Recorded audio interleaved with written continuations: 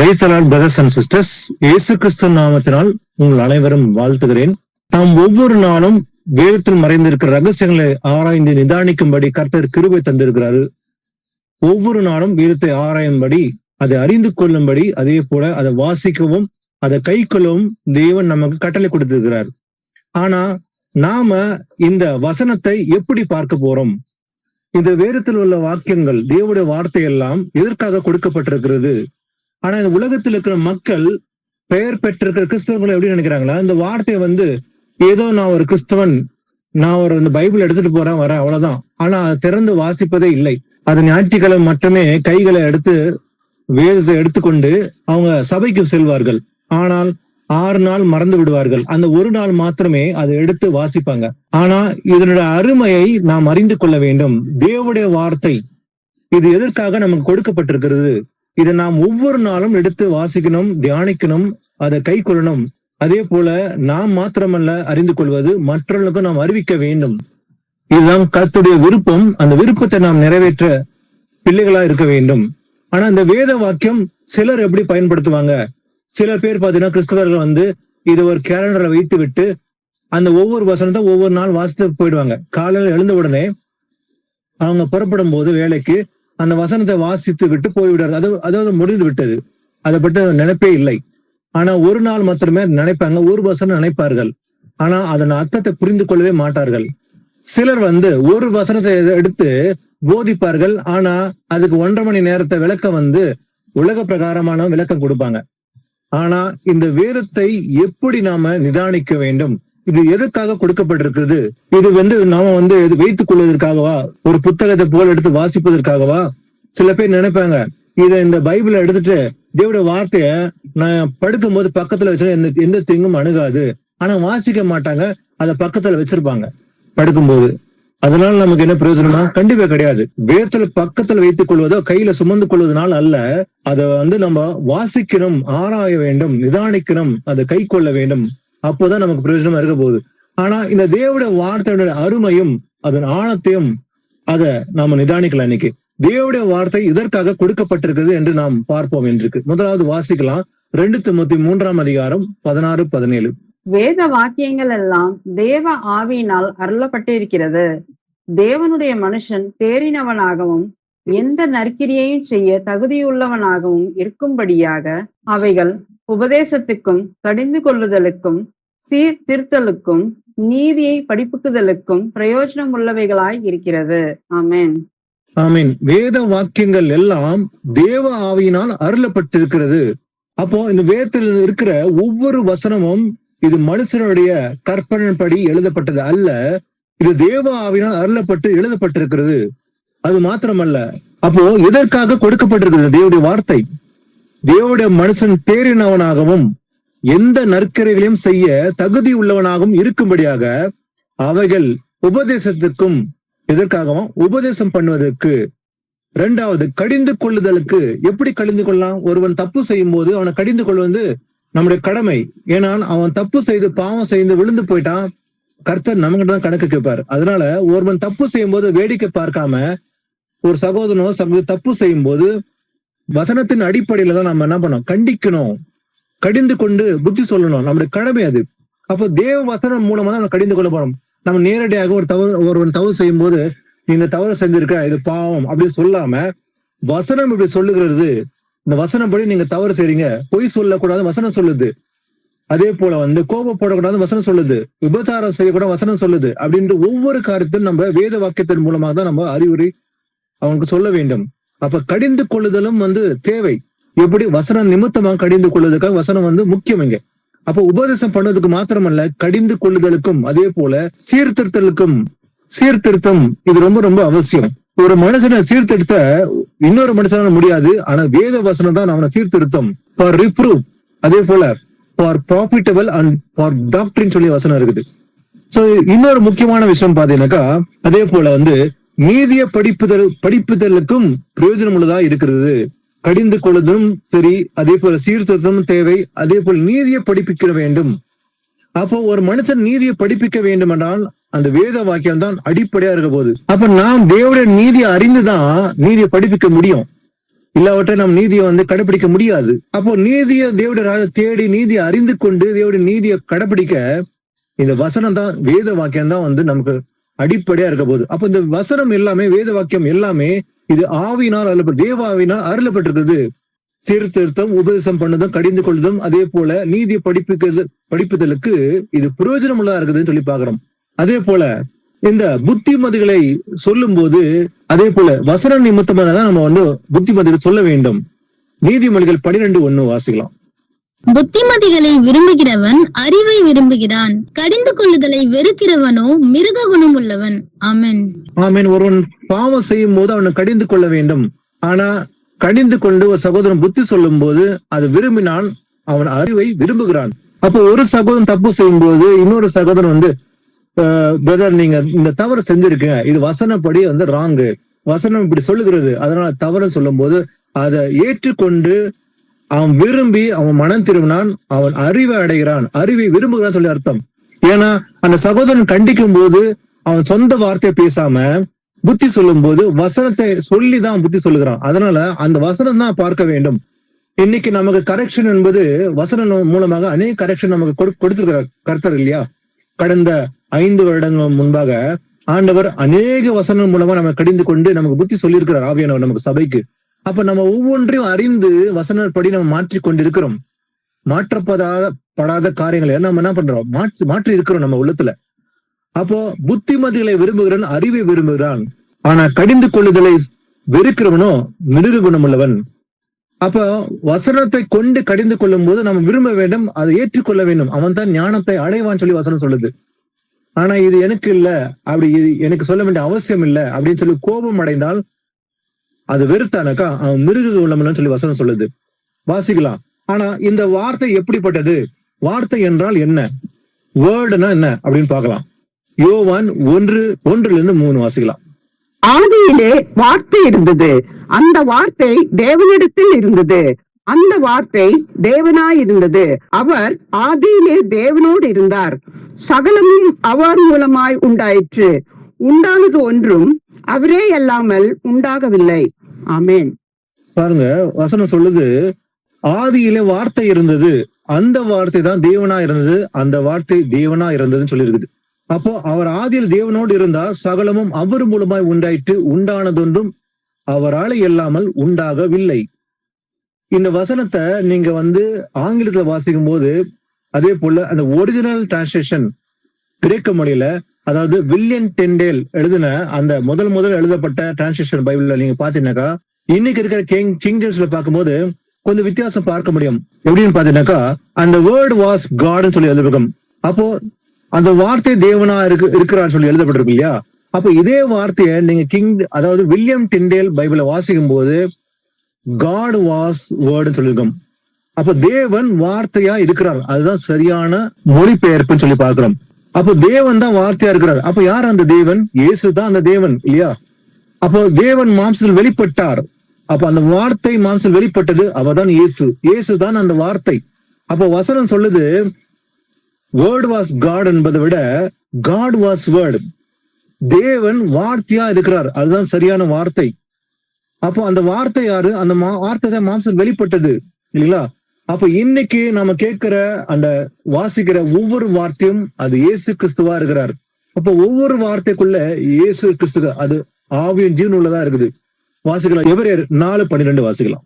தேவனுடைய வார்த்தையானது ஜீவனும் வல்லமையும் உள்ளதாயும் இருபுறமும் கருக்குள்ள எந்த பட்டயத்திலும் கருக்கானதாயும் ஆத்மாவையும் ஆவியையும் கணுக்களையும் ஊனையும் பிரிக்கத்தக்கதாக உருவ குத்துகிறதாயும் இருதயத்தின் நினைவுகளையும் யோசனைகளையும் வகையறுக்கிறதாயும் இருக்கிறது. ஆமென். ஆமென். இயேசு கிறிஸ்து வார்த்தைன்னு சொல்லி பார்த்தோம். அப்ப அந்த வார்த்தை மாம்சத்தில் வெளிப்பட்டது. இயேசு கிறிஸ்து வெளிப்பட்டார் வார்த்தையாக. எதற்காக? இயேசு இந்த பூமியில வந்தார். அநேகர் சீர்திருத்தத்தை கொண்டு வருவதற்காகவும் கடிந்து கொள்ள அவங்களை உபதேசம் பண்ணதுக்காகவும் நீதியை படிப்பதற்காகவும் இயேசு கிறிஸ்து வெளிப்பட்டார். அவர் தான் வார்த்தை சொல்லி பார்த்தோம். ஆனா இந்த தேவனுடைய வார்த்தை என்பது அது எப்படிப்பட்டது? அது ஜீவன் உள்ளது. It has life. இப்ப நமக்குள்ள ஜீவன் இருக்குது போலதான் இந்த வார்த்தைக்குள்ள ஜீவன் இருக்குது. அப்போ அந்த ஒவ்வொரு வார்த்தையும் வாசிக்கும் போது அதை ஒரு புத்தகம் போல வாசிக்காம அதை பயபக்தியோடு பயத்தோடு பக்தியோடு நம்ம அதை தியானிக்கும் போது அந்த வார்த்தை நம்மோட பேசும். ஏன்னா அதுக்குள்ள ஜீவன் இருக்குது. அது மாத்திரமல்ல, அது வல்லமையும் உள்ளதா இருக்குது. இட் ஹாஸ் பவர், வல்லமை உள்ளது வார்த்தை. அப்ப தேவனுடைய வார்த்தை வல்லமை உள்ளது. இருபுறமும் கருக்குள்ள எந்த பட்டயத்திலும் கருக்கானதயம். அப்போ ஒரு சோர்டுக்கு ஒரு பக்கம் தான் ஷார்ப்னஸ் இருக்கும். ஆனா டபுள் எட்ஜ் சோர்ட், இருபுறமும் கருக்குள்ள பட்டயம் எது சொல்ல முடியும்? தேவனுடைய வார்த்தை. அப்ப ரெண்டு பக்கமும் வெட்டக்கூடியது ஒரே ஒரு அந்த பட்டயம், அதுதான் தேவனுடைய வார்த்தை. அது கணுக்களையும் ஊனையும் பிரிக்கத்தக்கதாக உருவ குத்துகிறதாயும் இருதயத்தின் நினைவுகளையும் யோசனைகளையும் வகை அறுக்கிறதாயும் இருக்கிறது. அப்படிப்பட்ட வல்லமையில்தான் தேவனுடைய வார்த்தை. அது இருபுறம் கடக்குள்ளது, டபுள் எட்ஜ் சோர்ட். அப்போ இந்த வார்த்தைக்கு அவ்வளவு பெரிய வல்லமை உள்ளது. அந்த வார்த்தையின் மகிமையை, அதனுடைய அருமையை நாம் அறிந்து கொள்ள வேண்டும். வாசிக்கலாம் 1 தீமோத்தேயு 1:1-2. நம்முடைய இரட்சகராய் இருக்கிற தேவனும் நம்முடைய நம்பிக்கையாய் இருக்கிற கர்த்தராகிய இயேசு கிறிஸ்துவும் கட்டளையிட்டபடியே இயேசு கிறிஸ்துவின் அப்போஸ்தலனாய் இருக்கிற பவுல் விசுவாசத்தில் உத்தம குமாரனாகிய தீமோத்தேயுக்கு எழுதுகிறதாவது, நம்முடைய பிதாவாகிய தேவனாலும் நம்முடைய கர்த்தராகிய கிறிஸ்து இயேசுவினாலும் கிருபையும் இரக்கமும் சமாதானமும் உண்டாவதாக.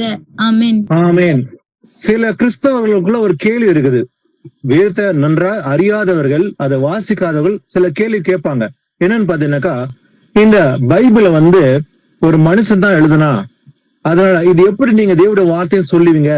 அப்ப பவுல் எழுதுனது மனுஷனுடைய வார்த்தையா? அப்ப பவுல எழுதினாரு? இல்ல. சில பேர் சொல்லுவாங்க, இது மனுஷன் எழுதுனது.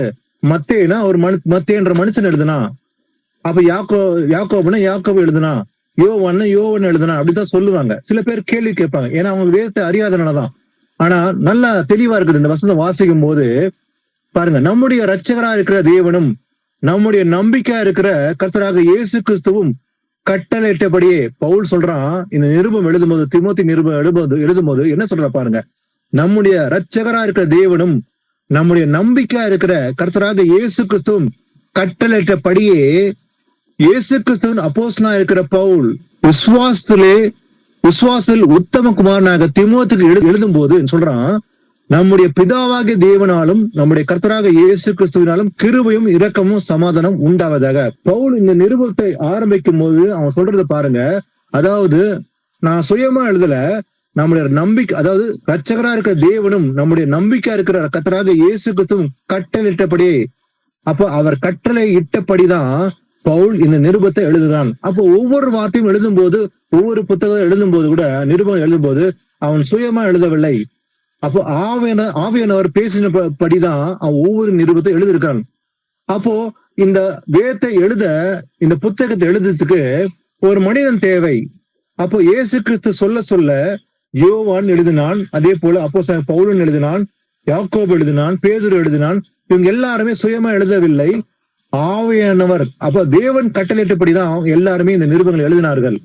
அப்ப இது சுய சிந்தனையோடு எழுதப்பட்டது அல்ல, தேவ ஆவியினால் அருளப்பட்டு எழுதப்பட்டது. அப்போ ஒவ்வொரு வார்த்தையும் கர்த்தருடைய வார்த்தை. இது ஒரு மனுஷனுடைய கற்பனைப்படி இது எழுதப்படவில்லை என்பது இங்க கிளியர் கட்டா எழுதப்பட்டிருக்குன்னு பாக்குறோம். இதே போல பழைய ஏற்பாட்டுல ஒரு சாட்சியை பார்க்கலாம். 2 சாமுவேல் 23:1-2.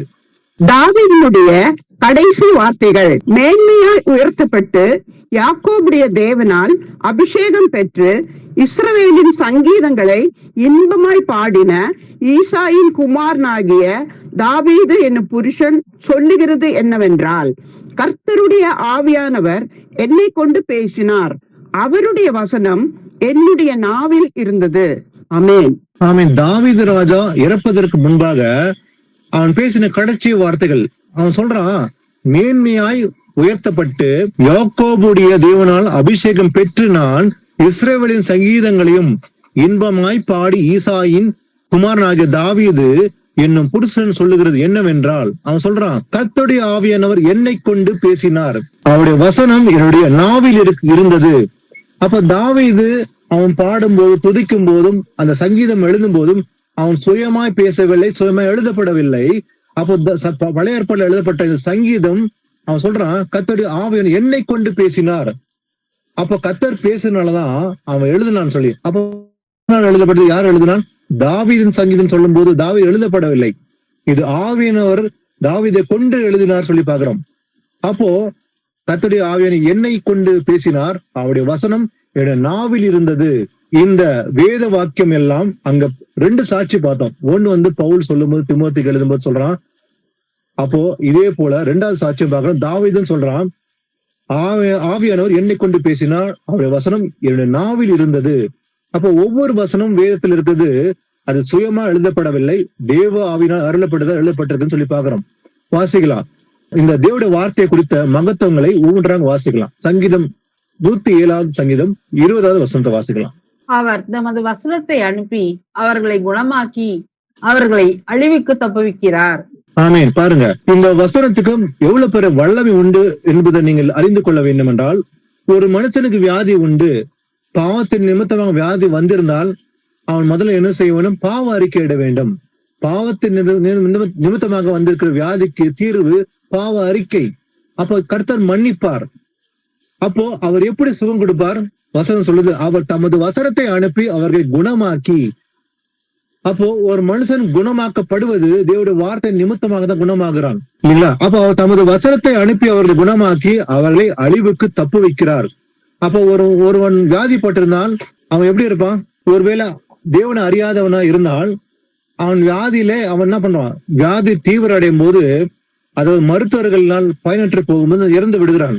ஆனால் தேவனுடைய கிருபையினால ஒரு மனுஷன் பிழைக்க முடியும். எப்படி? அப்போ ஒருவன் வியாதிப்படும் போது தேவனை அறிந்தவன் பாவ அறிக்கை செய்தால் அவர் தம்முடைய வசனத்தை அனுப்புவார். அந்த வசன நிமித்தமாக தான் அவர் குணமாக்க போகிறார். அவர் வசனத்தை அனுப்பி நம்மை குணமாக்கி அழிவுக்கு தப்பு வைக்கிறார் சொல்லி வசனம் சொல்லுது, இல்லைங்களா? அப்ப நாம விடுதலையாக்கப்படுவது, குணமாக்கப்படுவது தேவனுடைய வசன நிமித்தமாக. அப்போ வசனத்துக்கு வல்லமை உண்டு. ஏன்னா அது இருபுறமும் கருக்குள்ள பட்டயம், அதுக்கு வல்லமை உண்டு என்பது பார்க்கிறோம். வாசிக்கலாம். இயேசு கிறிஸ்து கூட அவர் குணமாக்குறார். இப்போ வசனத்தை பார்த்தோம், வசனத்தை அனுப்பி குணமாக்குறார். இயேசு கிறிஸ்து இதுதான் செய்யறார். வாசிக்கலாம். மத்தேயு 8ஆம் அதிகாரம் 5-10. இயேசு கப்பர்நகூமில் பிரவேசித்த போது 100க்கு அதிபதி ஒருவன் அவரிடத்தில் வந்து, ஆண்டவரே, என் வேலைக்காரன் வீட்டிலே திமிர்வாதமாய் கிடந்து கொடிய வேதனை படுகிறான் என்று அவரை வேண்டிக் கொண்டான். அதற்கு இயேசு, நான் வந்து அவனை சொஸ்தமாக்குவேன் என்றார். 100க்கு அதிபதி பிரதியுத்தரமாக, ஆண்டவரே, நீர் என் வீட்டுக்குள் பிரவேசிக்க நான் பாத்திரன் அல்ல. ஒரு வார்த்தை மாத்திரம் சொல்லும், அப்பொழுது என் வேலைக்காரன் சொஸ்தமாவான். நான் அதிகாரத்துக்கு கீழ்ப்பட்டவனாய் இருந்தும் எனக்கு கீழ்ப்பட்டிருக்கிற சேவகரும் உண்டு. நான் ஒருவனை போவென்றால் போகிறான், மற்றொருவனை வாவென்றால் வருகிறான். என் வேலைக்காரனை இதை செய்யென்றால் செய்கிறான் என்றான். இயேசு இதை கேட்டு ஆச்சரியப்பட்டு தமக்கு பின் செல்லுகிறவர்களை நோக்கி, இஸ்ரவேலருக்குள்ளும் நான் இப்படிப்பட்ட விசுவாசத்தை காணவில்லை என்று மெய்யாகவே உங்களுக்கு சொல்லுகிறேன். ஆமென். பாருங்க, இயேசு கிறிஸ்து கப்பர்நகூமுக்கு வந்த போது அங்க ஒரு 100க்கு அதிபதி ஒருவன் என்ன பண்றான்? ஆண்டுகிட்ட வந்து, ஆண்டவரே, என் வேலைக்காரன் வீட்டிலே திமிர்வாதமாய் கிடக்கிறான், கொடிய வேதனைப்படுகிறான், வியாதிப்பட்டிருக்கிறான் என்று அவன் தாழ்மையா வேண்டிக் கொள்கிறான். வேண்டிக் கொண்டு சொல்றான். அதற்கு இயேசு, நான் வந்து அவனை சொஸ்தமாக்குவேன் அப்படின்னு இயேசப்பா சொல்லும் போது அந்த 100க்கு அதிபதி சொல்றான் ஒரே வார்த்தை, 100க்கு அதிபதி, ஆண்டவரே, நீ என் வீட்டுக்குள் பிரவேசிக்க நான் பாத்திரன் அல்ல. அப்போ அவன் தன்னை தாழ்த்தி சொல்றான், இயேசப்பா, என் வீட்டுக்கு நீர் வர நான் தகுதியற்றவன் அல்ல, நீ என் வீட்டிற்குள் பிரவேசிக்க நான் பாத்திரன் அல்ல, ஒரு வார்த்தை மாத்திரம் சொல்லும். அப்போ அவனுக்குள்ள விசுவாசம் இருந்தது. என் வீட்டுக்கு ஏசப்பா வருது, அவர் நல்லவர், அதனால அவர் பரிசுத்தர். அப்போ ஏசப்பா என் வீட்டுக்கு வர்றதுக்கு நான் தகுதியற்றவன் சொல்லி தன்னை தாழ்த்து சொல்றான். ஒரே வார்த்தை மாத்த சொல்ல ஏசப்பா, அப்போது என் வேலைக்காரன் சொஸ்தமாவான். ஒரே வார்த்தை சொல்லும் ஆண்டவரே, என் வேலைக்காரன் சொஸ்தமாவான். அவனுடைய நம்பிக்கை விசுவாசம் ஒன்றுதான் இருந்தது. அவனுக்கு சந்தேகமே இல்லை, விசுவாசம் இருந்தது. ஒரு வார்த்தை மாத்திரம் சொல்லு ஏசப்பா, என் வேலைக்காரன் சொஸ்தமாய் விடுவான் அப்படி சொல்லும் போது, ஏன்னா சொல்றான், நான் அதிகாரத்துக்கு கீழ்பட்டவனா இருந்தும் எனக்கு கீழ்ப்படுகிற சேவகர் உண்டு.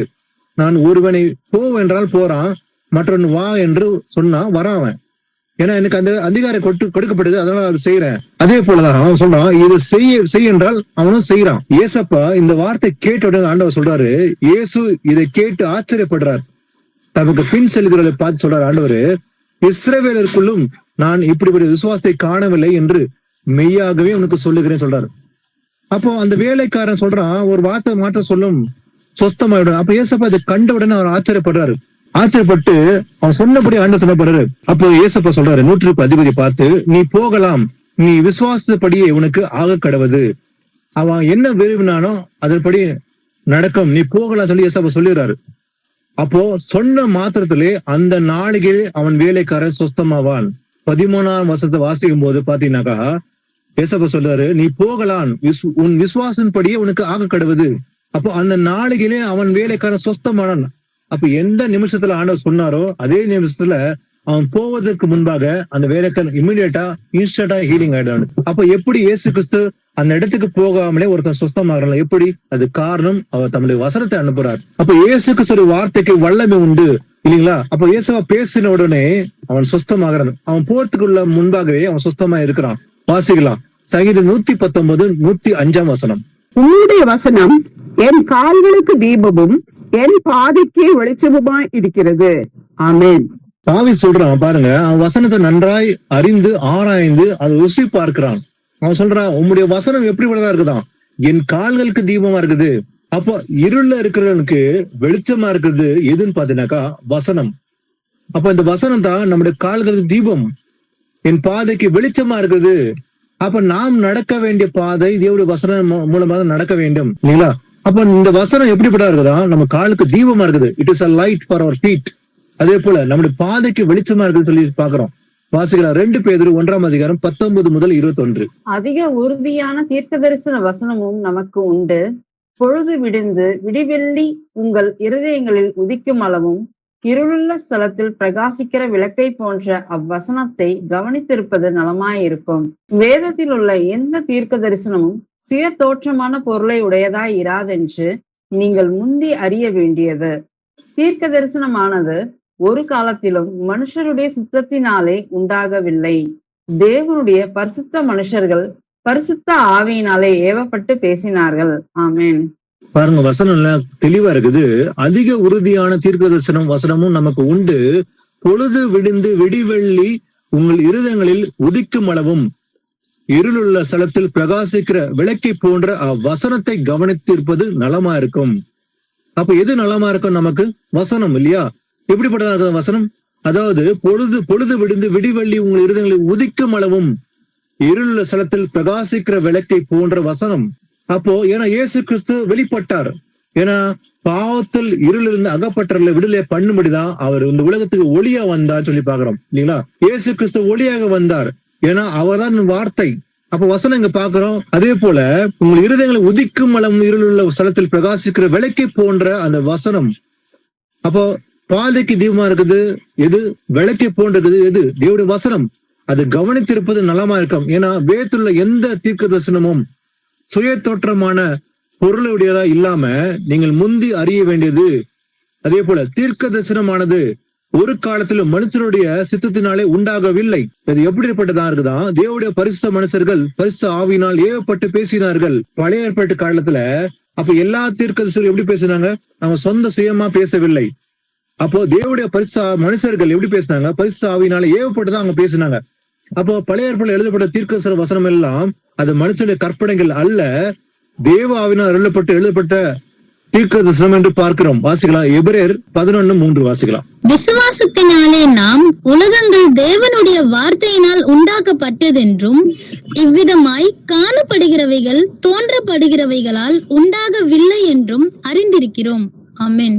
ஆமென். விசுவாசத்தினாலேயே இன் ஃபெய்த் நாம் உலகங்கள் தேவனுடைய வார்த்தையினால் உண்டாக்கப்பட்டது என்றும். அப்ப இந்த உலகம், இந்த வானம், இந்த நட்சத்திரம் இதெல்லாம் எப்படி உண்டாக்கப்பட்டது? விசுவாசனாலே வார்த்தையினால உண்டாக்கப்பட்டது என்றும். அப்போ இந்த வார்த்தையினாலதான் இந்த வானம் பூமி எல்லாம் கர்த்தர் உண்டாக்கினார். வாசிக்கலாம் ஆதியாகமம் 1:1. ஆதியிலே தேவன் வானத்தையும் பூமியையும் சிருஷ்டித்தார். ஆமென். பாருங்க, கர்த்தர் எப்படி வானத்தை பூமியை சிருஷ்டித்தாரோ? வார்த்தையினாலே. நீங்க பாத்தீங்கன்னாக்கா ஒவ்வொரு வசனம் வாசிக்கும் போது ஆதியாகமத்துல தேவன் வெளிச்சம் உண்டாக்க கடவுது என்றார். அவர் சொன்ன உடனே வெளிச்சம் உண்டாயிற்று. அப்ப தேவன் அவர் படைத்த சிருஷ்டிப்பு எல்லாமே வார்த்தையினாலதான் கட்டளை எடுக்கிறார். இது உண்டாக்க கடவுதுன்னு சொன்னாரு, அது உண்டாக்கி விட்டது. அவர் சொல்றார் வெளிச்சம் உண்டாக்க கடவுது என்றார், வெளிச்சம் உண்டாயிற்று. அப்ப தேவன் எல்லாமே அவர் வார்த்தையினாலதான் உண்டாக்கினார். அந்த வார்த்தைக்கு தான் வல்லமை உண்டு இல்ல? அப்ப வானம் பூமி இதெல்லாம் உண்டாக்கினது அது தேவனுடைய வார்த்தையினால் சொல்லி பார்க்கிறோம். வாசிக்கலாம் இன்னொரு வசனத்தை, சங்கீதம் 33:9 வாசிக்கலாம். அவர் சொல்ல ஆகும், அவர் கட்டளையிட நிற்கும். ஆமென். ஆமீன். அவர் சொல்ல ஆகும், அவர் கட்டளையிட நிற்கும். அப்போ அவர் இந்த பூமியை எப்படி உண்டாக்கினார்?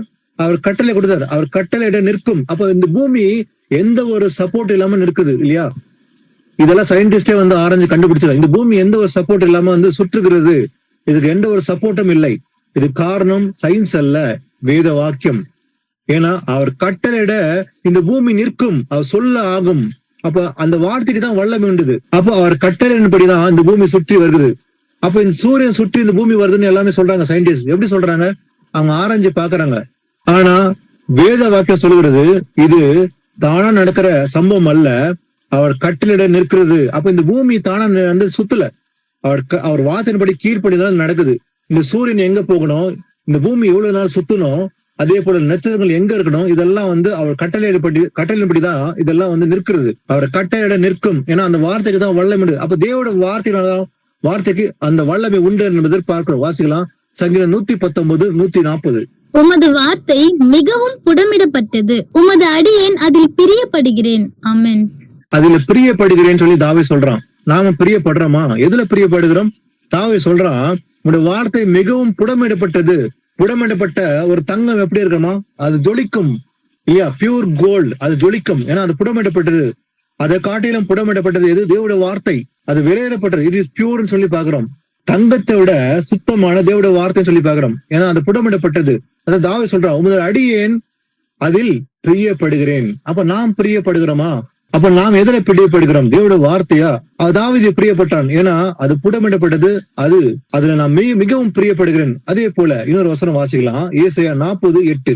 புல் உலர்ந்து பூ உதிரும், நமது தேவனுடைய வசனமோ என்றென்றைக்கும் நிற்கும் என்பதையே சொல் என்று உரைத்தது.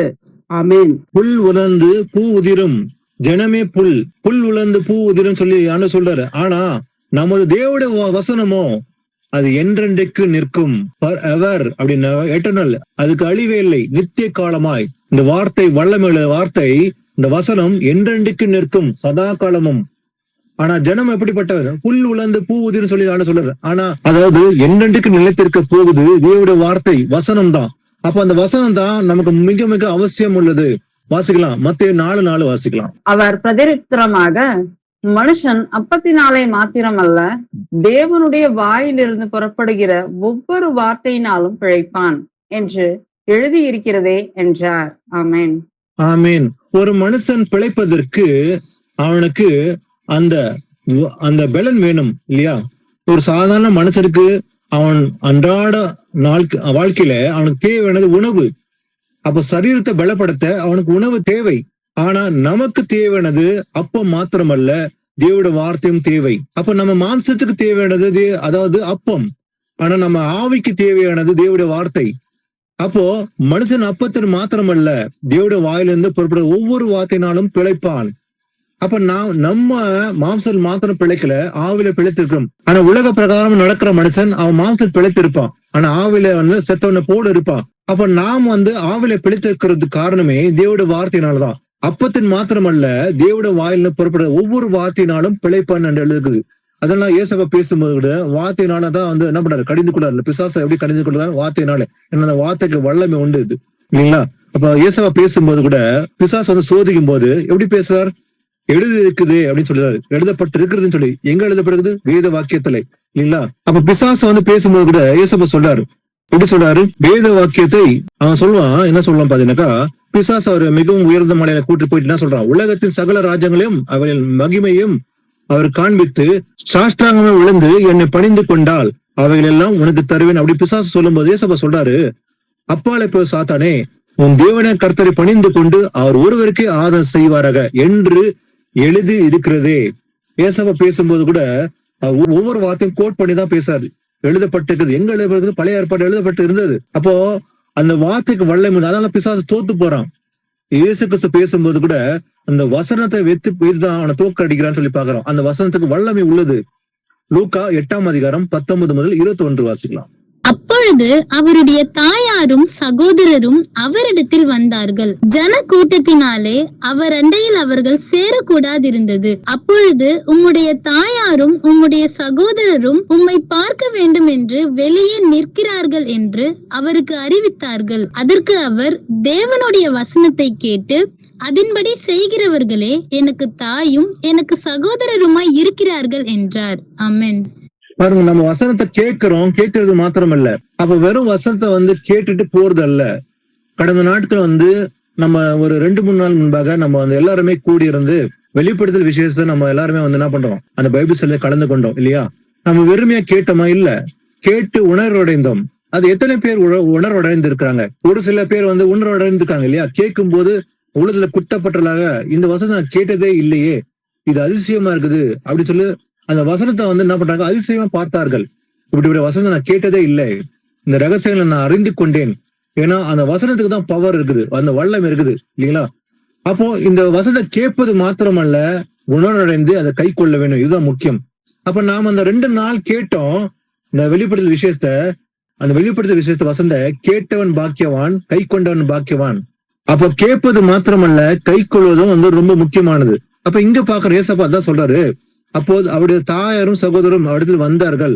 ஜனக்கூட்டத்தில் என்ன பண்றாங்க, அவர்கள் சேரக்கூடாது இருந்தது. அப்போது உங்களுடைய தாயாரும் உங்களுடைய சகோதரரும் உண்மை பார்க்க வேண்டும் என்று வெளியே நிற்கிறாங்க சொல்லும் போது ஏசப்பா சொல்றாரு ஒரே வார்த்தை, தேவனுடைய வசனத்தை கேட்டு அதன்படி செய்கிறவர்களே எனக்கு தாயும் என் சகோதரமா இருக்கிறார்கள். அப்போ ஏசப்பா யாரை பார்த்து சொல்றாரு? தன்னுடைய சீசர்களை பார்த்து சொல்றாரு, இவர்கள் சொல்லி கை காட்டுறாரு. அப்போ தேவனுடைய வசனப்படி கை கொள்றவன் தான் ஏசப்பா சொல்றாரு என்னுடைய சகோதரன், என்னுடைய தாயின்னு சொல்றாரு. அப்ப இன்னைக்கு நாம ஒரு ஐக்கியத்துல இருக்கிறோம், வெவ்வேறு ஊர்ல இருக்கிறோம், அந்த ஐக்கியத்துல இருக்கிறோம். எதனால? ஆவினால் இணைக்கப்பட்டிருக்கிறோம் இல்லைங்களா? இது மாம்சப்படி அன்பு கிடையாது, இது ஆவியில இணைக்கப்பட்டிருக்கிற அன்பு. தேவன் தான் நினைத்தார். அப்போ ஒரே சரீரத்துக்குள்ள நாம் எல்லோரும் வெவ்வேறு அவைகளா இருக்குன்னு சொல்லி பாக்குறோம். அப்ப தேவனுடைய வசனத்தை கேட்பது மாத்திரமல்ல, கை கொள்ளுதான் தேவனுக்கு எப்படி இருப்பாங்க, தாயும் சகோதரமா இருப்பார்கள். அப்ப நம்ம கூட எல்லாருமே கை கொள்றதுனாலதான் அப்ப நமக்குள்ள ஒரே சிந்தை இருக்குது. அதே போல ஏக சிந்தையோட நம்ம இருக்கிறோம்னு சொல்லி பாக்குறோம். வாசிக்கலாம், யோவான் 8ஆம் அதிகாரம் 45 முதல் 47. நான் உங்களுக்கு சத்தியத்தை சொல்லுகிறபடியினாலே நீங்கள் என்னை விசுவாசிக்கிறதில்லை. என்னிடத்தில் பாவம் உண்டென்று உங்களில் யார் என்னை குற்றப்படுத்த கூடும்? நான் சத்தியத்தை சொல்லி இருக்க நீங்கள் ஏன் என்னை விசுவாசிக்கிறது இல்லை? தேவனால் உண்டானவன் தேவனுடைய வசனங்களுக்கு செவி கொடுக்கிறான். நீங்கள் தேவனால் உண்டாயிராதபடியினால் செவி கொடாமல் இருக்கிறீர்கள் என்றார். ஆமென்.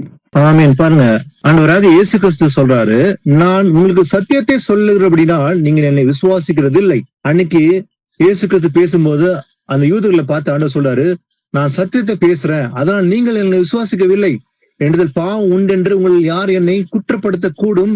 நான் சத்தியத்தை சொல்லி இருக்க நீங்கள் ஏன் என்னை விசுவாசிக்கிறது இல்லை? அப்ப இயேசு கிறிஸ்து பேசுறது எல்லாமே சத்தியம். ஆனா சத்தியத்தை பேசுறதுனால அவங்க விசுவாசமே இல்ல அவங்களுக்குள்ள சொல்லி ஏசப்பா சொல்றாரு. அப்ப தேவனால் உண்டானவன் தேவனுடைய வசனங்களுக்கு செவி கொடுக்கிறான். அப்போ வசனம் கேட்கறது மாத்திரமல்ல, செவி கொடுக்கறது என்ன அர்த்தம்? வெறும் கேட்கறது இல்ல. அப்ப வசனம் கேட்டு உணர்வடையணும். உள்ளத்துல கேட்டு காத்து கொண்டு வந்தா 30, 60, 100 மடங்கு பலன் பட்டான். இந்த வசனம் எனக்கு பிரயோஜனம் உள்ளது, கர்த்தர் என்னோட பேசுகிறார், இந்த வசனத்துக்கு நான் கீழ்ப்படுகிறேன்னு சொல்லி உணர்வடைய வேண்டும். இதுதான் உணர்வடைய வேண்டும் இல்லையா? அப்ப தேவனால் உண்டானவன் தேவனுடைய வசனங்கள் செவி கொடுக்கிறான். அப்ப நீங்கள் தேவனால் உண்டா இராதபடினால் செவி கொடுக்காம இருக்கிறீங்க. அப்போ அன்னைக்கு இயேசு கிறிஸ்து பேசும்போது கூட அந்த ஜனங்கள் கேட்கவே இல்லை. காதால கேட்கிறாங்க, ஆனா உணர்வு அடையவில்லை, அந்த விசுவாசம் இல்லை. அப்ப கேட்டு விசுவாசிக்கிறன் தான் உணர்வு அடைகிறான். அப்ப வசனம் வெறும் படிப்பதற்கு மாத்திரமல்ல, அப்ப அது கேட்டு உணர்வடைந்து அதை கை கொள்வதுதான் முக்கியம். வாசிக்கலாம், எபேசியர் 6:16. ரட்சணியம் என்னும் தலை சீராவையும் தேவ வசனமாகிய ஆவியின் பட்டயத்தையும் எடுத்துக்கொள்ளுங்கள். ஆமென். ஆமேன். இந்த உலகத்துல நமக்கு யுத்தம், அதாவது போராட்டம் உண்டு சொல்லி ஏசப்பா சொல்றாரு. யாரோட? மாம்சத்தோடும் ரத்தத்தோடும் அல்ல, துரைத்தனங்களோடும் அதிகாரங்களோடும் நமக்கு யுத்தம் உண்டு. அதாவது ஸ்பிரிச்சுவல் வார் நமக்கு இருக்குது, பிளஸ்லி வார் கிடையாது. அப்போ அதுக்கு தேவையானது ஆயுதம் தேவை, சர்வாயுத வர்க்கம் தேவை இல்லையா? அப்போ முக்கியமா ரட்சணை என்னும் தலைச்சீரு, ஹெல்மெட் ஆஃப் சால்வேஷன். அப்போ இன்னொன்னு முக்கியமானது எது? தேவ வசனமாகிய ஆவியின் பட்டயத்தை எடுத்துக்கொள்ளுங்கள். அப்போ தேவ வசனம் இருபுறம் கருக்குள்ள பட்டயம், அதை எடுத்துக்கொண்டு நாம் என்ன பண்ணோம்? சண்டை போடணும். யாரோட? துரைத்தனங்களோட நம்ம சண்டையிட வேண்டும். அப்ப நமக்கு போராட்டம் இருக்கும். அந்த போராட்டத்தை ஜெயிப்பதற்காக தேவ வசனமாகிய ஆவியின் பட்டயத்தை எடுத்துக்கொள்ள வேண்டும். அப்ப தேவ வசனம் நமக்கு முக்கியம். ஏன்னா அது இருப்புற கருக்குள்ள பட்டயம். அப்போ அதுக்கு வல்லமை உண்டு.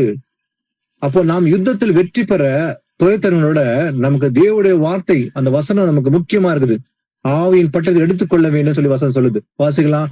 இதே அதிகாரத்துல எபேசியர்ல 6ஆம் அதிகாரத்துல 12 வாசிக்கலாம். ஏனெனில் மாம்சத்தோடும் இரத்தத்தோடும் அல்ல, துரைத்தனங்களோடும் அதிகாரங்களோடும் இப்பிரபஞ்சத்தின் அந்தகார லோகாதிபதிகளோடும் வான மண்டலங்களில் உள்ள பொல்லாத ஆவிகளின் சேனைகளோடும் நமக்கு போராட்டம் உண்டு. ஆமென். நமக்கு போராட்டம் உண்டு சொல்லி வசனம் சொல்லுது. யாருக்கு? எல்லாருக்கும் அல்ல. இயேசு கிறிஸ்து நாமத்தின் நிமித்தமாக உண்மையான சீசர்கள் போராட்டம் இருக்கும் இந்த பூமியில. எப்படிப்பட்ட போராட்டம்? ஸ்பிரிச்சுவல் வார் நமக்கு இருக்குமா? துரைத்தனங்களோட அதிகாரத்தோட வான மண்டலத்தில் பொல்லாத சேனைகள் சொல்லி இருக்குது இல்லையா? இப்பிரபஞ்சத்தின் அந்தகார லோகாதிபதி பிசாசு கூட நமக்கு போராட்டம் உண்டு. அப்போ அந்த போராட்டத்தில் ஜெயிக்க நமக்கு எது தேவை? தேவ வசனமாக ஆவியின் பட்டயம், அதை எடுத்துக்கொள்ள வேண்டும் சொல்லி வசனம் சொல்லுது. வாசிக்கலாம். ஆமோஸ் 8ஆம் அதிகாரம் 11, 12. இதோ நாம் தேசத்தின் மேல் பஞ்சத்தை அனுப்பும் நாட்கள் வரும். ஆகார குறைவினால் உண்டாகிய பஞ்சம் அல்ல, ஜலக்குறைவினால் உண்டாகிய தாகமும் அல்ல. கர்த்தருடைய வசனம் கேட்க கிடையாத பஞ்சத்தை அனுப்புவேன் என்று கர்த்தராகிய ஆண்டவர் சொல்லுகிறார். அப்பொழுது அவர்கள் கர்த்தருடைய வசனத்தை தேட ஒரு சமுத்திரம் தொடங்கி மறு சமுத்திரம் மட்டும், வடதிசை தொடங்கி கீழ்திசை மட்டும் அலைந்து திரிந்தும் அதை கண்டடையாமல் போவார்கள். ஆமேன்.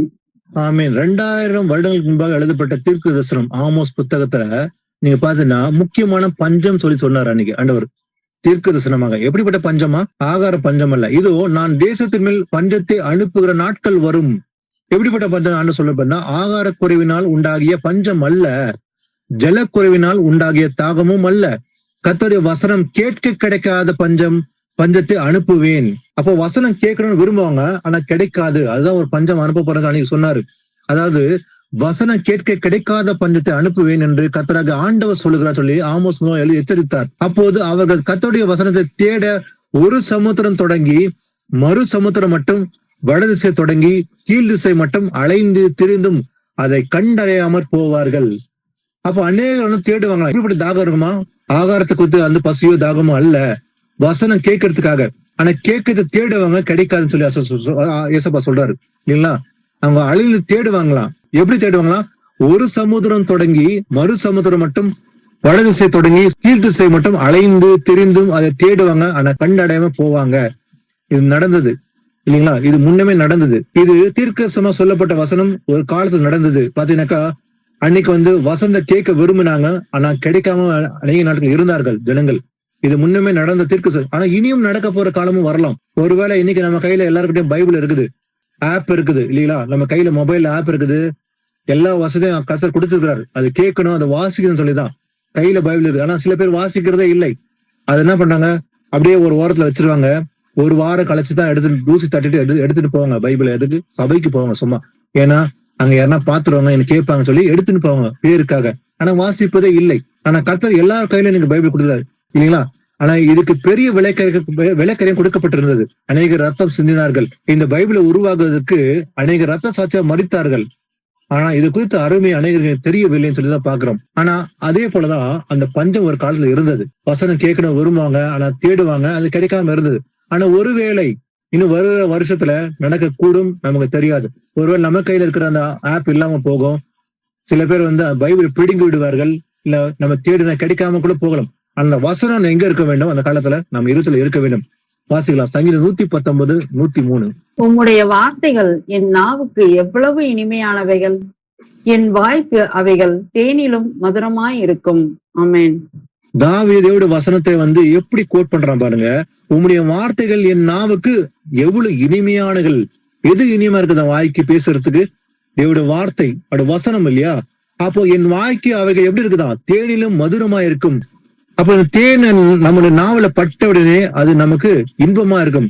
அதை காட்டிலும் எது அருமையா இருக்குதான்? தேவனுடைய வார்த்தை.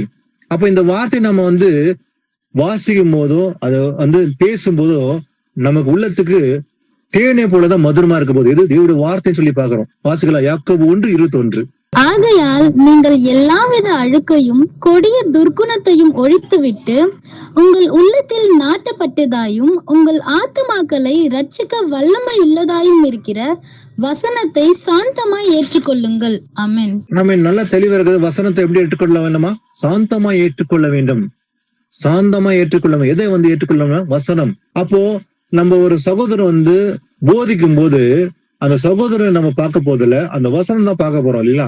அப்போ வசனம் பேசும்போது அப்ப கர்த்தர் தான் நம்மளோட பேசிக் கொண்டிருக்கிறார். அப்போ வசனத்தை எப்படி கேட்கணுமா? சாந்தமா ஏற்றுக்கொள்ள. ஆமா, இந்த வசனம் கர்த்தரோட பேசிக் கொண்டிருக்கிறார். அது ஏற்றுக்கொள்ள மனம் நமக்கு வேண்டும். ஏன்னா நீங்கள் எல்லாவித அழுக்கையும் கொடிய துர்க்குணத்தையும் ஒழித்து விட்டு உங்கள் உள்ளத்தில் நாட்டப்பட்டதாயும் உங்கள் ஆத்துமாக்களை ரட்சிக்க வல்லமை உள்ளது. அப்ப நம்முடைய ஆத்மாவை ரட்சிக்க வல்லமை உள்ளது எது? வசனம். அப்போ ஆத்மாவை ரட்சிக்க வல்லமில்ல இந்த வசனத்தை எப்படி ஏற்றுக்கொள்ள? சாந்தமாய் ஏற்றுக்கொள்ள வேண்டும். யாரெல்லாம் சாந்தமாய் ஏற்றுக்கொள்கிறார்களோ உள்ளத்துல அவங்கதான் இன்னைக்கு வளர்ந்து ஆவில விருத்தி அடைந்திருக்கிறார்கள் சொல்லி பாக்குறோம். ஆனா இந்த வசனம் கேட்க மாட்டோமா, இது என்னோட பேசவில்லை, இது யாருக்கோ பேசுதுன்னு சொல்லி யாரெல்லாம் காதுகள் அடைத்துக் கொள்கிறார்களோ அப்படிப்பட்ட ஜெபம் கேட்கப்பட வசனம் சொல்லுது இல்லையா? அதாவது வசனம் கேட்கலனாக்கா அப்படிப்பட்ட ஜெபம் கேட்கப்பட்ட ஆண்டவர் சொல்றாரு. வாசிக்கலாம் ஏசாயா 55:10-11. மாரியும் உறைந்த மழையும் வானத்திலிருந்து இறங்கி அவ்விடத்திற்கு திரும்பாமல் பூமியை நனைத்து அதில் விதைக்கிறவனுக்கு விதையையும் புசிக்கிறவனுக்கு ஆகாரத்தையும் கொடுக்கிறது எப்படியோ அப்படியே என் வாயிலிருந்து புறப்படும் வசனமும் இருக்கும். அது வெறுமையாய் என்னிடத்திற்கு திரும்பாமல் அது நான் விரும்புகிறதை செய்து நான் அதை அனுப்பின காரியமாகும்படி வாய்க்கும். ஆமென். ஆமென். தேவனுடைய வார்த்தை சாதாரணமா நினைக்க கூடாது யாருமே.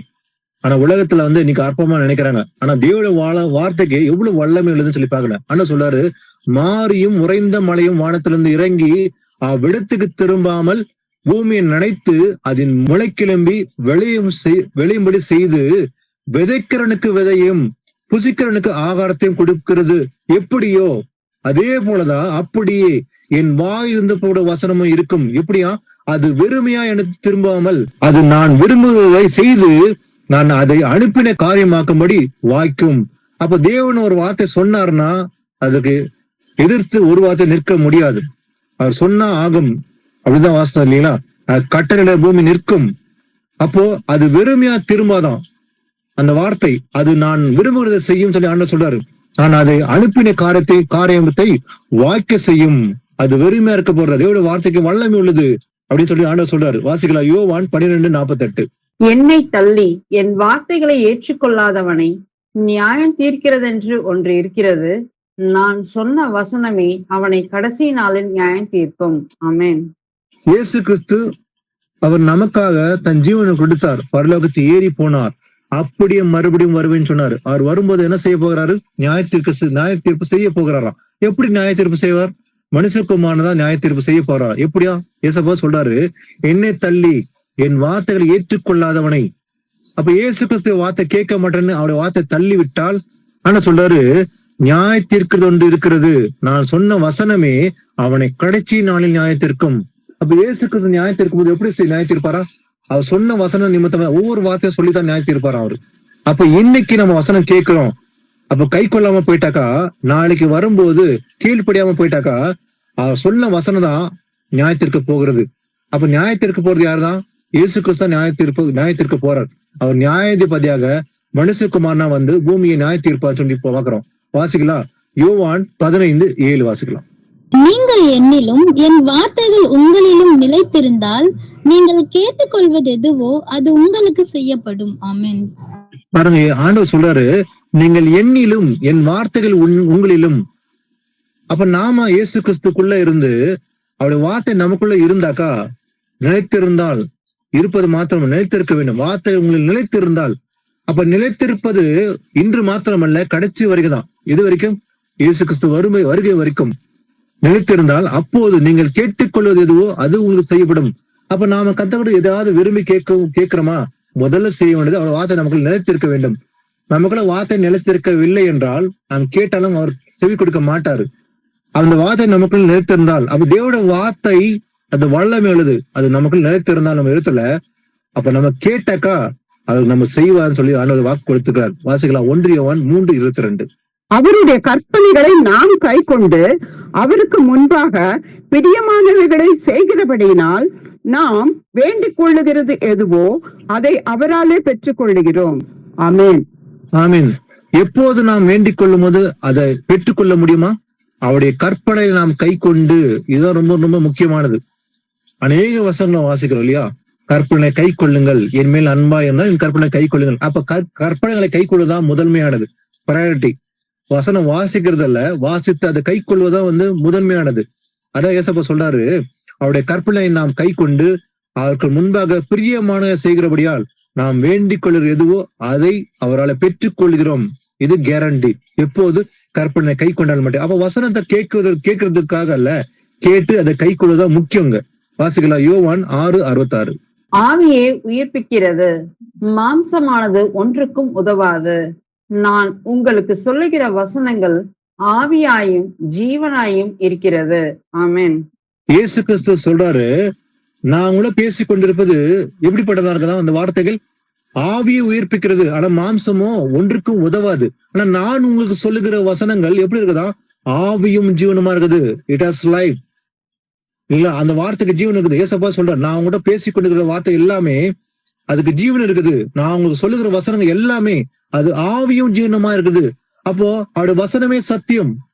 அப்ப இயேசு கிறிஸ்து பேசுகிற ஒவ்வொரு வார்த்தையும் சத்திய வசனங்கள், அதுக்கு ஜீவன் இருக்குது. ஏன்னா அதுக்கு வல்லமை இருக்குன்னு சொல்லி பாக்குறோம். அப்ப இயேசு கிறிஸ்து அன்று அந்த மக்களோடு பேசும்போது கூட அவங்க என்ன பண்றாங்க? பின்வாங்கி போனார்கள். இது கடினமான உபதேசம், யாரும் இதை பின்பற்றக்கூடும். ஆனா ஏசப்பா சொல்ற, நான் உங்களுக்கு பேசிக் கொடுக்கிற வசனம் எல்லாமே ஆவியும் ஜீவனுமா இருக்குதுப்பா. அப்படி சொல்லும் போது கேட்க மனதெல்லாம் பின்வாங்கி போனார்கள். யாரு? அவரோட இருந்த சில சீஷர்கள் சொல்லி பாக்குறோம். வாசிக்கலாம், சங்கீதம் 119:9. வாலிபன் தன் வழியை எதினால் சுத்தம் பண்ணுவான்? உமது வசனத்தின்படி தன்னை காத்து கொள்ளுகிறதினால் தானே. ஆமென். ஆமீன். இன்னைக்கு வாலிபர்கள் அநேக கெட்டு போயிட்டு இருக்காங்க. இன்னைக்கு பாத்தீங்கன்னாக்கா சினிமா பாடல்கள், அதாவது உலக பிரபல நாட்டங்கள், இதுதான் போறாங்க. இந்த வாலிபர் எளிதா விழுந்து போறாங்க. ஆனா அவனை எப்படி சுத்தி கடித்துக் கொள்ள முடியும்? அவனால முடியாது. வசனம் சொல்லுது, வாலிபன் தன் வழியை எதினால் சுத்தம் பண்ணுவான், ஆனா உமது வசனப்படி தன்னை காத்து கொள்கிறதுனால தானே. அப்போ வசனம் கேட்டு அது காத்து கொண்டால், அப்போ வசனத்தை கேட்டு காத்து கொண்டால் அவனை தன்னை சுத்திகரித்துக் கொள்ள முடியும். ஒரு வாலிபன் தன் வழியை எப்படி சுத்திகரித்துக் கொள்ள முடியும்? வசனம் கேட்கிறது மாத்திரமல்ல, கேட்டு அதை காத்து கொண்டால் தன்னை சுத்திகரித்துக் கொள்ள முடியும். வசனம் சொல்லுது. வாசிகளா, எரேமியா 31:33. அந்நாட்களுக்கு பிற்பாடு நான் இஸ்ரவேல் குடும்பத்தோட பண்ண போகிற உடன்படிக்கையாவது, நான் என் நியாயப்பிரமாணத்தை அவர்கள் உள்ளத்திலே வைத்து அதை அவர்கள் இருதயத்திலே எழுதி, நான் அவர்கள் தேவனாய் இருப்பேன், அவர்கள் என் ஜனமாய் இருப்பார்கள் என்று கர்த்தர் சொல்லுகிறார். ஆமென். ஆமீன். மோசே மூலமாக கற்பனை கொடுக்கப்பட்டிருந்தது, அதே போல பிரமாணம் கொடுக்கப்பட்டிருந்தது, அது கற்பனைலாம் கொடுக்கப்பட்டிருந்தது. ஆனா இயேசு கிறிஸ்து முன்னமே தீர்க்கதரிசனமா சொன்னாரு, அந்நாட்களுக்கு பிற்பாடு நான் இஸ்ரவேல் குடும்பத்தோட என்ன பண்ண போகிற உடன்படிக்கை, புது உடன்படிக்கை எப்படிப்பட்டா இருக்குமா? நான் என் நியாய பிரமாணத்தை என்ன பண்ணேன்? அவர் உள்ளத்துல வைத்து அதை அவர் இருதயத்துல எழுதி, நான் அவர் தேவனா இருப்பேன், அவர்கள் என் ஜனமா இருப்பார்கள் என்று கர்த்தர் சொல்லுகிறார். சொன்னபடி அது அது இயேசப்பா நிறைவேற்றினார் இல்லையா? இன்னைக்கு இந்த வார்த்தை எங்க இருக்குது? ஆவினால நம்ம இருதயத்தில் எழுதப்பட்டிருக்குதா? உண்மைதான் இல்லைங்களா? வசனப்படி பாத்தீங்கன்னாக்கா இந்த வார்த்தை வல்லம் எழுது. ஏன்னா அந்நாட்களுக்கு பிறகுன்னு சொல்லி சொன்னார் இல்லையா? அது இன்று நிறைவேறிக்குது. நான் என் நியாயம் பண்றது என்ன பண்ண போறேன்? அவர்கள் உள்ளத்துல வைத்து அதை அவர்கள் இடத்துல எழுதி, நான் அவள் தேவனா இருப்பேன், அவள் என் ஜனமா இருப்பார்கள். அப்ப இயேசு கிறிஸ்துக்கு நாமும் அவட சொந்த ஜனமா இருக்கிறோம் இன்னைக்கு. எதனால? கற்பனை கை கொள்வதனாலதான் இல்லைங்களா? அப்போ அந்த வசனம் எங்க எழுதப்பட்டிருக்கு? இன்னைக்கு நமக்கு நம்முடைய இருதயம் தான் இல்லையா? நம் மனதில வைத்திருக்கிறார், நம்ம இருதயம் எழுதப்பட்டிருக்கிறதுன்னு சொல்லி பாக்குறோம். வாசிக்கலாம், வெளிப்படுத்தல் 19:11-13. பின்பு பரலோகம் திறந்திருக்க கண்டேன். இதோ ஒரு வெள்ளை குதிரை காணப்பட்டது. அதன் மேல் ஏறி இருந்தவர் உண்மையும் சத்தியம் உள்ளவர் எனப்பட்டவர். அவர் நீதியாய் நியாயம் தீர்த்து யுத்தம் பண்ணுகிறார். அவருடைய கண்கள் அக்கினி ஜுவாலையை போலிருந்தன. அவருடைய சிரசின் மேல் அநேக கிரீடங்கள் இருந்தன. அவருக்கே அன்றி வேறொருவருக்கும் தெரியாத ஒரு நாமமும் எழுதியிருந்தது. இரத்தத்தில் துவைக்கப்பட்ட வஸ்திரத்தை தரித்திருந்தார். அவருடைய நாமம் தேவனுடைய வார்த்தை என்பதே. ஆமென். ஆமீன். யோவான் பத்மு தீவுல அவன் தரிசனத்தை கண்டு அவன் சொல்றான், அவன் கண்டதை சொல்றான். என்ன சொல்றான் பாருங்க, பின்பு பரலோகம் திறக்கப்பட்டிருக்க கண்டேன், இதோ ஒரு வெள்ளை குதிரை காணப்பட்டது, ஒரு ஒயிட் ஹார்ஸ். அதன் மேல் ஏறி இருந்தவர் அவர் உண்மையும் சத்தியம் உள்ளவர் எண்ணப்பட்டார். அவர் நீதியாய் நியாயத்தீர்த்து யுத்தம் பண்ணுகிறார். அவருடைய கண்கள் அக்னி ஜுவாலை போல் இருந்ததாம். அவருடைய சிரசின் மேல் என்ன இருந்தது? அநேக கிரீடங்கள் இருந்தது. அவருக்கே என்று வேறு ஒருவருக்கும் தெரியாத ஒரு நாமம் எழுதி இருந்ததுன்னு சொல்றான். அப்ப யோவான் என்ன பாக்குறான் பாத்தீங்கன்னா, முக்கியமா அங்க அவருக்கே என்று வேறு ஒருவருக்கும் தெரியாத ஒரு நாமம் எழுதி இருந்தது சொல்லிட்டு சொல்றான். ரத்தத்தினால் துவைக்கப்பட்ட வஸ்திரத்தை தரித்திருந்தார். அந்த நாமம் எது? அவருடைய நாமம் தேவனுடைய வார்த்தை என்பதே. அப்போ அந்த நாமம் என்னன்னு பாக்குறான்னு பாத்தீங்கன்னாக்கா, யோவான் சொல்றான் அந்த நாமம் தேவனுடைய வார்த்தை. அப்ப யார் அந்த வார்த்தை? இயேசு கிறிஸ்து அந்த வார்த்தை இல்லையா? அப்ப யோவான் பார்ப்பது எல்லாமே இயேசு கிறிஸ்து தான். அப்ப அந்த வெள்ளை குதிரை மேல் அமர்ந்திருப்பது இயேசு கிறிஸ்து தான். ஏன்னா அந்த நாமத்துக்கு பேர் வார்த்தை என்பதையும் சொல்லி பாக்குறான். வாசிக்கலாம் 1 பேதுரு 4:11. ஒருவன் போதித்தால் தேவனுடைய வாக்கியங்களின்படி போதிக்க கடவன். ஒருவன் உதவி செய்தால் தேவன் தந்தருளும் பலத்தின்படி செய்ய கடவன். எல்லாவற்றிலேயும் இயேசு கிறிஸ்து மூலமாய் தேவன் மகிமைப்படும்படியே செய்வீர்களாக. அவருக்கே மகிமையும் வல்லமையும் சதா காலங்களிலும் உண்டாயிருப்பதாக. ஆமென். ஆமென். ஒருவன் போதித்தால் எப்படி போதிக்கணுமா? சொந்த வார்த்தையில ஒருபோதும் பேசக்கூடாது. ஆனா இன்னைக்கு உலகத்துல 90% போதிக்கிறவர்கள் தன்னை சொந்த வார்த்தை தான் பேசுறாங்க. ஒரு வசனம் சொல்றாங்க, 1 மணி நேரம் என்ன பண்றாங்க? ஜோக்ஸ் பேசுறாங்க, கதை சொல்றாங்களே, ஹிஸ்டரியை பேசுறாங்க. இப்படிதான் போடுது இல்லைங்களா? அப்ப நல்லா தெளிவா இருக்குது. அதாவது ஒருவன் போதித்தால் எப்படி போதிக்கணுமா? தேவனுடைய வாக்கியங்களின்படி போதிக்க கடவன். ஒருவன் போதித்தால் எப்படி போதிக்கணுமா? தேவனுடைய வசனம் படிதான் போதிக்கணும். வசனத்தை விட்டு போதிக்க கூடாது இல்லைங்களா? அப்ப ஒருவன் உதவி செய்தால் தேவனுடைய தந்திரல பலத்தின்படியே செய்ய கடவன். அப்ப நாம ஒரு போதிக்கும் போது நம்ம சொந்த கதைகளும் பேசவும் கூடாது. நம்ம போதிக்கும் போது எப்படி இருக்கணும்? ஒவ்வொரு வசனம் நம்ம விளக்கம் கொடுக்க வேண்டும். ஒரு வசனத்துக்கு விளக்கம் போதிக்கும் போது வாக்கியங்களின்படி போதிக்க வேண்டும் அப்படின்னு சொல்லி வசனம் சொல்லுது. வாசிக்கலாம் 1 தீமோத்தேயு 4:4-6. தேவன் படைத்ததெல்லாம் நல்லதாய் இருக்கிறது, ஸ்தோத்திரத்தோட ஏற்றுக்கொள்ளப்படுமாகில் ஒன்றும் தள்ளப்படத்தக்கது அல்ல. அது தேவ வசனத்தினாலும் ஜபத்தினாலும் பரிசுத்தமாக்கப்படும். இவைகளை நீ சகோதரருக்கு போதித்து வந்தால் விசுவாசத்திற்கு உரிய வார்த்தைகளிலும் நீ அனுசரித்த நல் போதகத்திலும் தேறினவனாகி இயேசு கிறிஸ்துவுக்கு நல்ல ஊழியக்காரனாய் இருப்பாய். ஆமென். ஆமென். நல்ல ஊழியக்காரனா இருப்பானா? யார் நல்ல ஊழியக்காரன்? எல்லாருமே இல்லையா? வசனம் சொல்லுது தேவன் படைத்ததெல்லாம் நல்லதா இருக்குது. அப்ப இந்த பூமியில எல்லாம் ஆண்டவர் படைச்ச இந்த வானம், இந்த பூமி, நட்சத்திரங்கள், இதுல முளைக்கப்பட்ட இந்த பூண்டுகள், இந்த விளைச்சல்கள், மரம், செடி, கொடி, இது எல்லாமே கர்த்தர் நல்லது என்று கண்டார், படைத்திருக்கார் இல்லையா? இது எல்லாமே நல்லதான். தேவன் படைத்தது எல்லாமே நல்லதுன்னு தான் இயேசுப்பா சொல்றாரு இல்லையா? அவர் சித்தப்படிதான் அவர் படைத்து இருக்கிறார். ஆனா ஸ்தோத்திரத்தோட ஏற்றுக்கொள்ளப்படுமாகில் ஒன்றும் தள்ளப்படத்தக்கதல்ல, ஒன்றும் தள்ளக்கூடாதுன்னு சொல்லி சொல்றாரு. ஏன்னா அது நல்லதுன்னு சொல்லி சொல்றாரு. அப்போ அது தேவ வசனத்தினாலும் ஜெபத்தினாலும் பரிசுத்தமாக்கப்படும் ஆண்டு சொல்றாரு. அப்ப நம்ம ஒரு புசிக்கும் போது கூட ஐயோ இது கெட்டதுன்னு சொல்லி புசிக்க கூடாது இல்லைங்களா? நம்ம உணவு சாப்பிடும் போது கூட இது எப்படி ஏற்றுக்கொள்ள வேண்டுமா? தேவ வசனத்தினாலும் ஜெபத்தினாலும் பரிசுத்தமாக்கப்படும். அதனால நம்ம என்ன பண்ணோம்? தெய்வம் படைத்தது நல்லது, அது புசிக்கிறது நல்லதுதான் இயேசு சொல்லுது. அதே போலதான். ஏன்னா இது பாருங்க, இவைகள் நீ சகோதரருக்கு போதித்து வந்தால் விசுவாசத்துக்குரிய வார்த்தைகளிலும் நீ அனுசரித்த நற்போதகத்திலும் தேறினவனாகி இயேசு கிறிஸ்துக்கு எப்படி இருப்பியா? நல்ல ஊழியக்காரனா இருப்பாய். அப்ப தேவன் படைத்தது எல்லாமே நல்லது.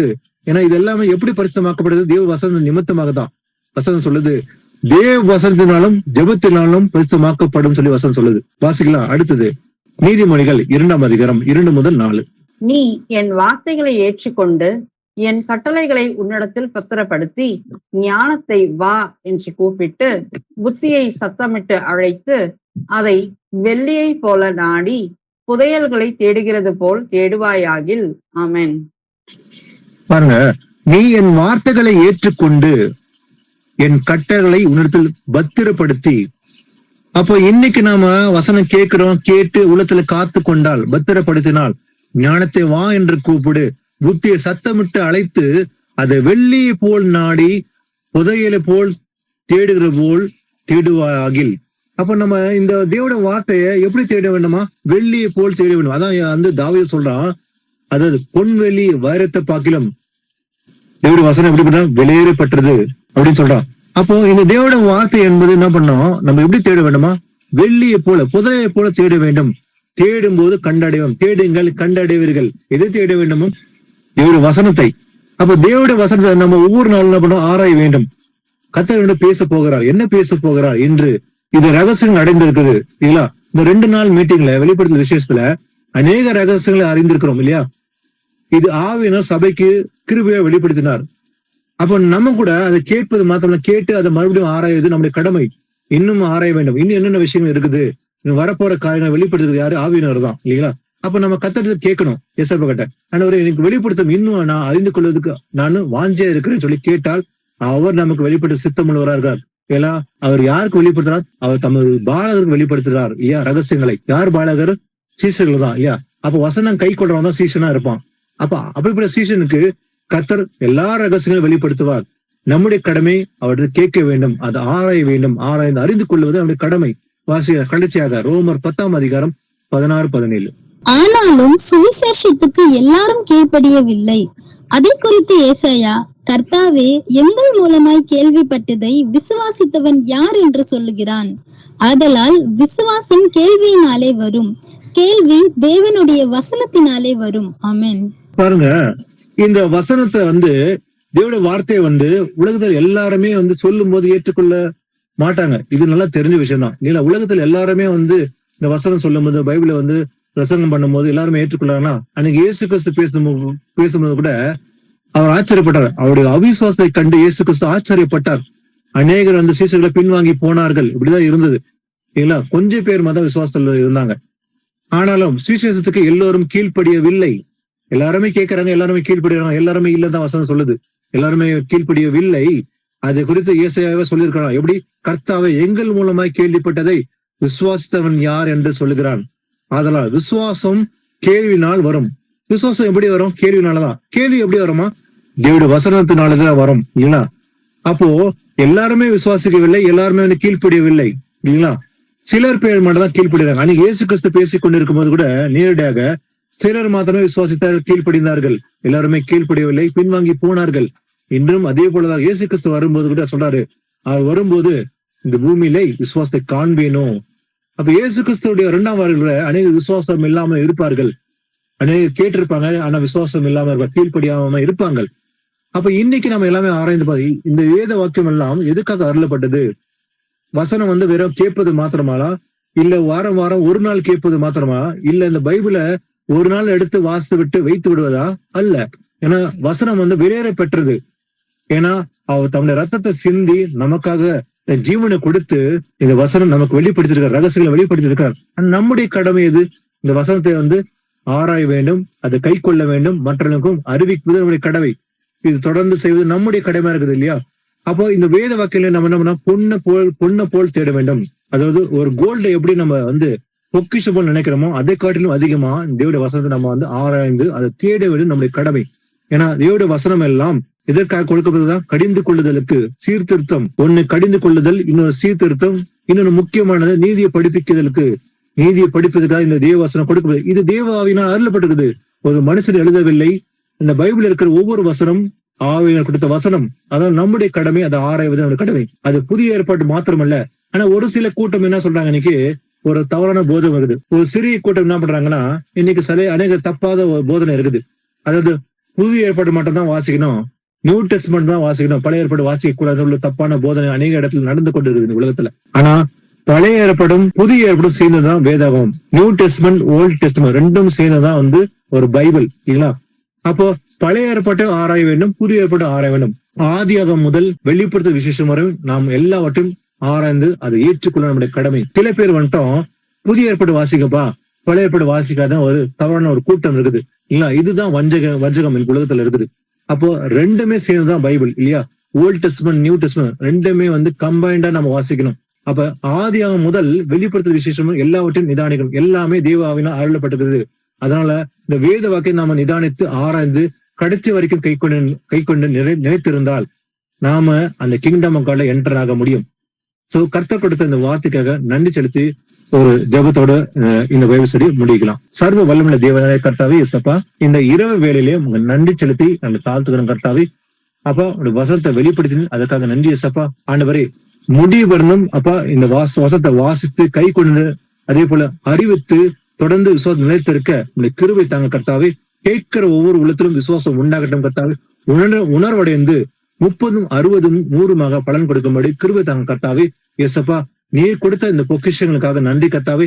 பொன்னை காட்டிலும் அதிகமாக அப்பா விரும்பி இதை தேடும்படி அப்பா நீ வெளிப்படுத்தின கர்த்தாவே.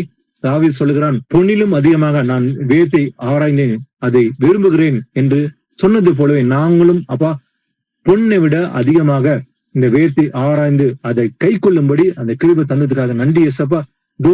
இந்த ரகசியங்களை அறிந்து கொள்ளும்படி எல்லாவற்றும் ஆராய்ந்து நிதானிக்கும்படி ஒவ்வொரு நாளும் இது ஆராயும்படி அப்ப உள்ளத்துல பேசுவீர கர்த்தாவே.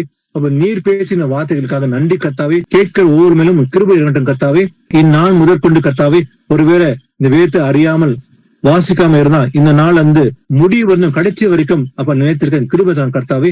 இயேசப்பா உங்களுக்கு நன்றி செலுத்தி அந்த விருதுகளை தாழ்த்துகிறோம். துதியும் கனமும் மகிமையெல்லாம் ஒருவருக்கு மாத்திரமே செலுத்துகிறேன். வல்லமையுள்ள இயேசு கிறிஸ்து நாமத்தில் ஜெபிக்கின்றேன். ஆமீன். Praise the Lord brothers sisters. Thank you.